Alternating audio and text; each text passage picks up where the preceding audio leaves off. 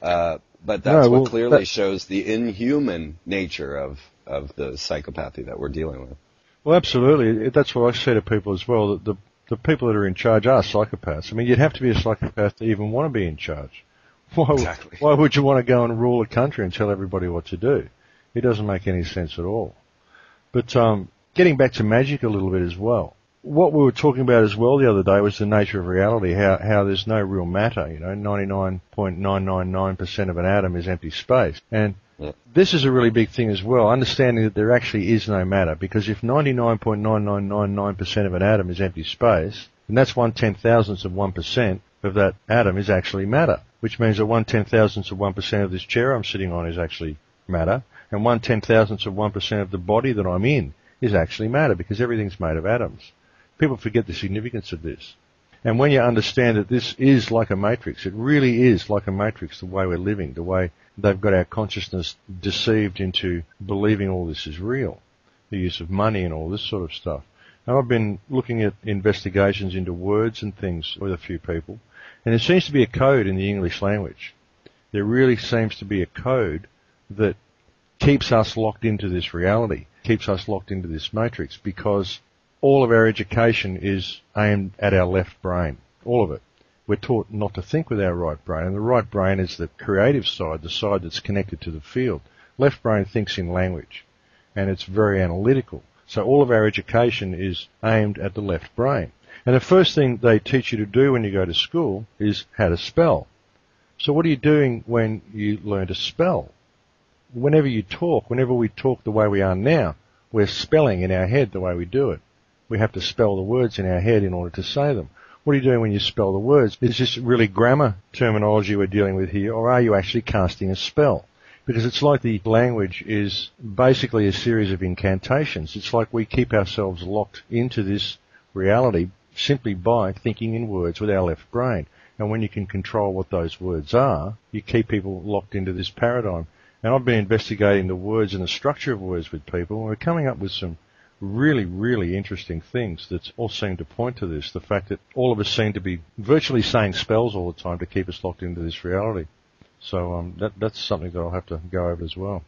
Yeah, I agree with you wholeheartedly, and one good example of that is the Georgia Guidestones, where you see the 8 different languages saying the same postulates for our future, and you'll see that, say, the Chinese only takes up half of the block.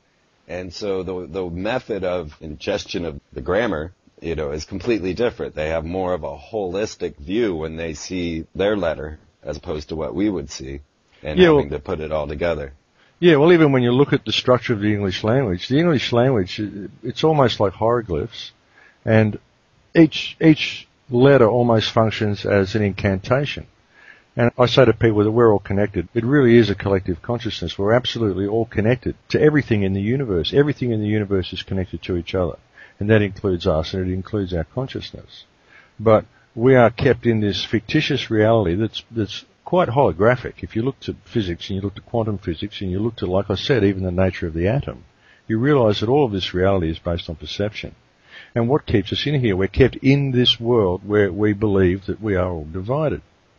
We are kept as individuals in this divided world, right? We are kept like individuals in Divide You All. It works this way. It's like incantations, and there's a hidden language or a hidden code that exists within the English language that keeps us locked into this reality. I know it's a very bizarre thing, but this is something that people have to consider a possibility, I believe. Well, the one I had noticed was in absolute, because Ab being the Father, Soul, the Son, and Uta is the Sumerian version of Jesus, if you will, or Horus. So you have the Father, Son, absolute. And, and then, of course, the concept of absolute is expanse and everything. And so right in there you have the encoding of this very structure. But that is one of the things that I like to study, is tracking, where these languages, how they form, where they come from. And most of the English language, as far as I'm concerned, came from Sir Francis Bacon, at least half of that. And he was a Rosicrucian, deep into the occult, and also most likely Shakespeare, which is where he crafted all the words that we now use. Exactly. Well, there's a lot of speculation that all the works of Shakespeare were created by the Bacon Society, and it makes an awful lot of sense.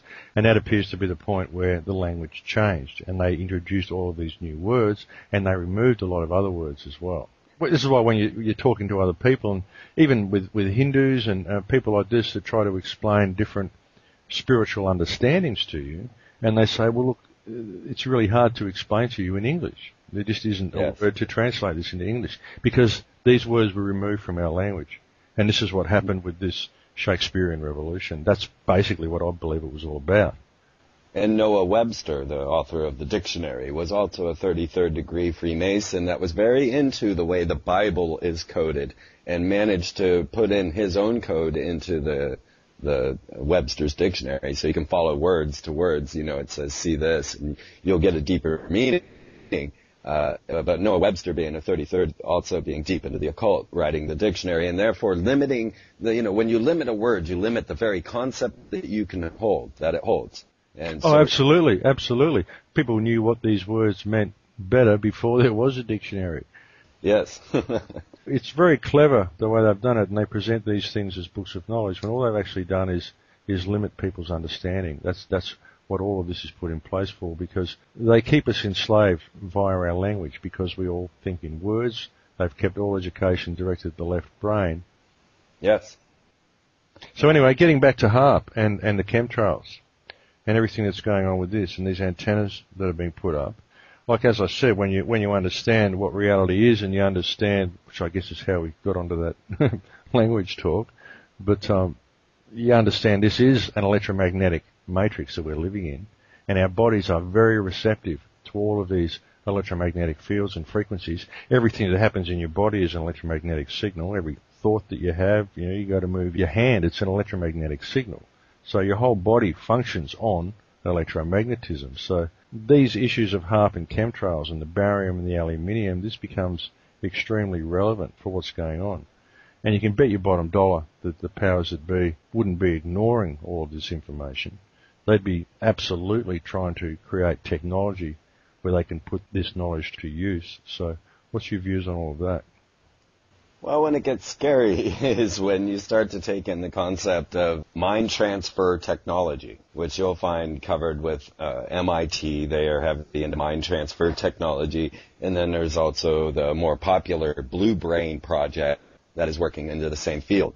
And what you found as I was studying the Blue Brain is that it takes about 500 petabytes of information to transmit somebody's soul or consciousness into an electronic brain. And as we start to look at the positions that are opening up now, when people talk about certain technologies, they don't realize that if you really, I hate to use the word Satanist, but he is a Satanist like Rex Church. His whole concept of magic is to build this device to open a portal for the old ones to enter using these different types of Reich frequencies. And when you start to look at CERN and you realize CERN's corporate logo is 666 and that they're coupled with the Vatican using the Jesuit priest that said aliens are our space brothers, and they're starting to punch a hole in the other dimension. Well, along with CERN is the grid. And the grid is this super mega computer that runs on direct fiber optic lines, compounding 200,000 computers. And it is now going from this petabyte, which is, I believe, 1 million terabytes, to exabytes, which is somewhere in 10 billion terabytes. So now the grid that's running with CERN and their corporate logo 666 and they're coupling with the Jesuit priests that believe in aliens, have the ability to do this mind transfer technology. And when we look at the whole picture, and you've got iSCAT, you've got Sura, you've got HARP, and all of the different ionospheric heaters or large antenna arrays around the globe, they could actually transmit consciousness into your body. And this is actually what they were saying they wanted to do in Pravda, in the newspaper in Russia, that they wanted to be able to transmit your soul into an e-body or hopefully in the future a clone. So a lot of people are working on this type of idea. And when you couple that with the esoteric and you realize that the whole thing that Aleister Crowley was about, the whole thing that the OTO, which couples with Freemasonry, it's upper levels of Freemasonry, people don't know that, and, practices ritual sex magic, their whole concept was to bring in this ET mind wave that was coming from this channeled entity of Was. And so I do wonder a lot of times how close to Hellboy we are, how close it is that they might be transferring these type of consciousnesses into people. But it's a scary thought to think about that.